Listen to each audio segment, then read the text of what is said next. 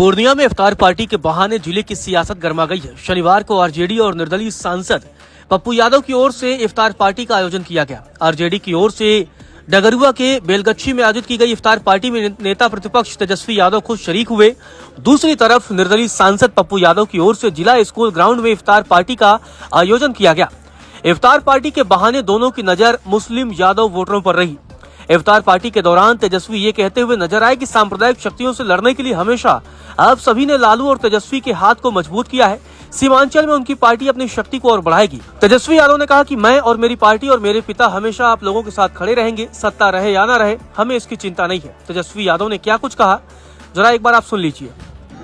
मुझे बड़ी खुशी हुई आप लोगों से मिलने का एक मौका मिला और आप लोगों की खुशियों ये अवसर मिला है, मौका मिला है, इस बात को लेकर के हम बेहद खुश हैं। हम ईश्वर अल्लाह भगवान परमात्मा से कायम रहे, ये हम जो है अल्लाह से परवरदिगार से कामना करते हैं कि अमन चैन शांति रहे, भाईचारा रहे। और साथ ही साथ आप लोगों ने हमेशा लालू जी को मुझ पर विश्वास जताया। आप लोगों की ताकत की वजह से, फिर क्या शक्तियों से, सांप्रदायिक शक्तियों से हम लोग हमेशा लड़ने का काम करते हैं। ये केवल आप लोगों की ताकत की वजह से है। तो हम दुआ करेंगे कि ईश्वर अल्लाह और खास तौर पे आए हुए सभी लोग आशीर्वाद रखते हैं कि आपके साथ हमारा दल, राष्ट्रीय जनता दल और हमारे नेता पिता आदरणीय लालू प्रसाद यादव जी और तेजस्वी आप लोगों के साथ हमेशा खड़ा रहेगा। सत्ता रहे या ना रहे इसकी हमको चिंता नहीं, लेकिन जो विचारधारा हमारी है उससे कोई समझौता हम लोग करने वाले। वहीं पूर्णिया में निर्दलीय सांसद पप्पू यादव ने इफ्तार पार्टी का आयोजन किया। हालांकि पप्पू यादव के निशाने पर नेता प्रतिपक्ष तेजस्वी यादव रहे। उन्होंने कहा कि इससे पहले सीमांचल के इलाके में भी एक इफ्तार पार्टी का आयोजन नहीं हुआ था, लेकिन आज सबको मुसलमानों की फिक्र होने लगी। सांसद ने चुनावी माहौल में आने वाले नेताओं से सावधान रहने की अपील की। उन्होंने कहा कि जो लोग कभी कभी आते हैं, जिन्हें न देश की संस्कृति का पता है और न ही सनातन परंपरा का, उनसे सावधान रहकर हमें अपने सभी त्योहार धूमधाम से मनाना चाहिए। सत्ता में बैठे कुछ नेताओं ने देश का आपसी सौहार्द बिगाड़ने की पूरी तैयारी की थी, लेकिन यह मेरा भारत है जो गलत इरादों वालों की मंशा को विफल कर देता है। हम सनातन को मानने वाले लोग हैं, जिसमें सभी विचारों और संस्कृतियों का समागम है, सभी का सम्मान है। पप्पू यादव ने क्या कुछ कहा, आप भी सुनिए। मैं किसी के बारे में नहीं जानता।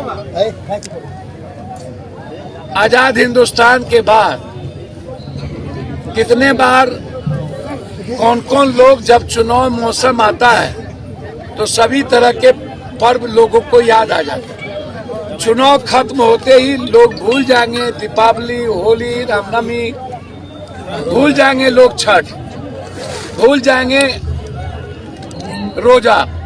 कभी सीमांचल में आप सुने थे कभी कोई रोजेदार बाहर से आके करता है, चुनाव नहीं हो तो कोई ना, आप सब भूल जाए। आपका इशारा तेजस्वी नहीं, किसी पे नहीं है। मैं छठ में दिन भर रात घूमता हूँ, तब चुनाव नहीं होता।